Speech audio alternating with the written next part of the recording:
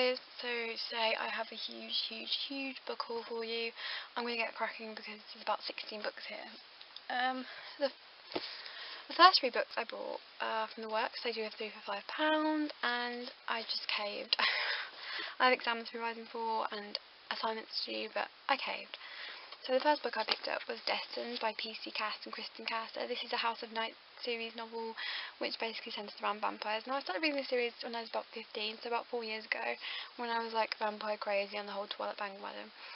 And I still want to finish the series. It's good. It's like a guilty pleasure. The next book I picked up was The Specials by Scott Westerfield. If anyone's watched any of my older videos, you'll know that I recently read The Uglies. I know I need to buy The Pretties, but it was there and the cover's really cool. The final book I got in my 3 for £5 was Pure by Juliana Bagot. Another dystopian fiction, and apparently if you love The Hunger Games you will love this, so hoping it will be good.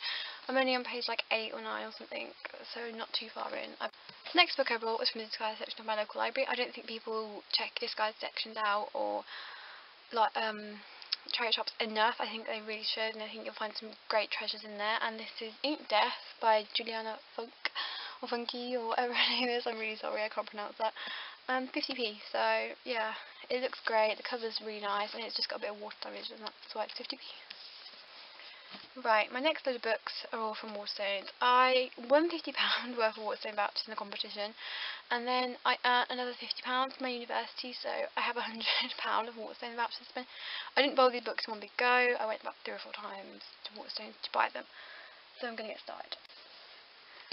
The first set of books are about YA fiction I brought.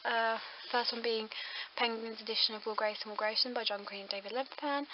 Absolutely love the cover, it's bright, it's bold. Yeah, basically it's about John Green and David Levitan team up to write this book, and it's about 2 characters both called Will Grayson, and their chapters are alternative perspectives about how their lives overlap. It's really, I love it, it's really interesting.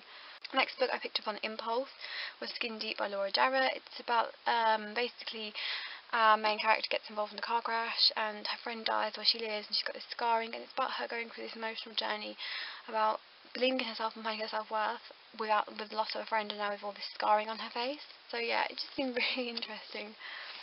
And it was buy one get one half price, so I needed 4. Then I picked up Seraphina by Rachel Hartman. This book doesn't really need an introduction. I've watched so many YouTubers got about this. It's high fantasy, involves dragons, and how our main character Seraphina brings the human world and the dragon world colliding together. And then this book I picked up is Perks of Being a Wallflower by Stephen Chomsky. Wanted it for ages. I've been on the waiting list at my local library for about 6 months now and still not got it, so in the end I picked it up and had a copy. I haven't got too far in, I'm not into it just yet. I'm on page 33, so hopefully soon after exams I will be devouring it. Right, and the next books, I picked up these 2. I picked them up on Monday actually, and they are City of Fallen Angels, City of Lost Souls. I've read City of Fallen Angels previously, but it was on loan. I loaned it from my library and really wanted a copy. The only thing is about these is that's not a sticker, that's actually on the cover, and I hate movie covers, can't stand them. And I started City of Lost Souls this morning, which is the 5th book in the Mortal Instruments series by Cassandra Clare. I'm on page 114 and absolutely devouring it, so yeah. And then Cassandra Clare also wrote another series of books called The Infernal Devices, and when I got my first lot of £50 vouchers, I decided, you know what, I'm gonna buy the series. So I bought Clockwork Angel and Clockwork Prince. I read them, and then waited on my other £50 that I knew I was getting to get the Clockwork Princess Collector's Edition. It's huge. I finished it late last night, so I was up until about midnight reading, and I spent the last like 200 pages crying, like bawling my eyes out, quite literally. It's a huge book, it's beautiful, it really is worth the £10.99 that I paid for. Well, I didn't pay for it, but yeah. And it's got a family tree at the back, which I wouldn't recommend reading before you read the book, because when you come to the end of the book it's got huge spoilers. But yeah, I absolutely love Cassandra Clare's writing style, and I can't wait for the film, and I just love being in her world and in this world she has created. Next two books are adult books. I've only brought 2 adult books looking at it, which is bad, but I have so many classics behind me to get reading over summer that I don't really need any more heavy-going adult books. First of all, I brought both of these, by the way, were recommended by my friend at university, Emily, so if you're watching, hi. First one's Cloud Atlas by David Mitchell. It's about the idea of reincarnation. And yeah, and how fate overcomes all. So it's about 6 interlocking lives of one amazing adventure.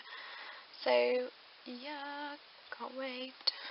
I just want to go see the film. It's a very intentional film with Halle Berry and Hugh Grant and Tom Hanks, I think. And yeah, but I'm going to read the book first.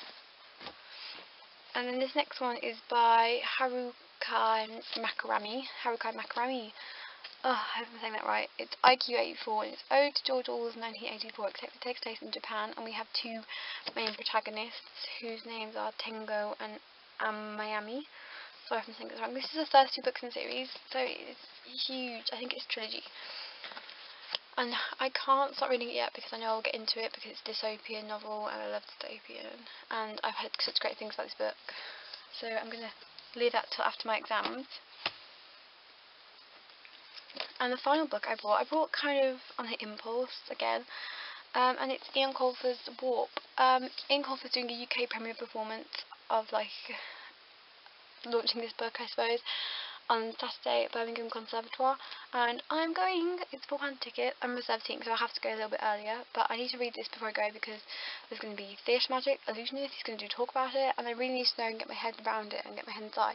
It's not too long, it's a children's book, it shouldn't take me more than a few hours, I don't think, so one evening this week I will curl up with it and get cracking, I suppose. It's basically about assassins and FBI agents and all that jazz. Ian Colfer is also the author of the Atlas Fowl books. If you've heard of them, I adore the Atlas Fowl series and I'm hoping to love this just as much. So that's my book haul. Yeah, there's tons of books there, and I've read about 5 of them already, so I'm not doing very well on keeping my hands off them. I have my next videos to check out for are my thoughts on J.K. Rowling and meeting her and what that was like. A series of the Infernal Devices. I think it'll be a review of the Ian Colfer event I'm going to. Not like a review, but like a talk. And that's it for now. Bye guys!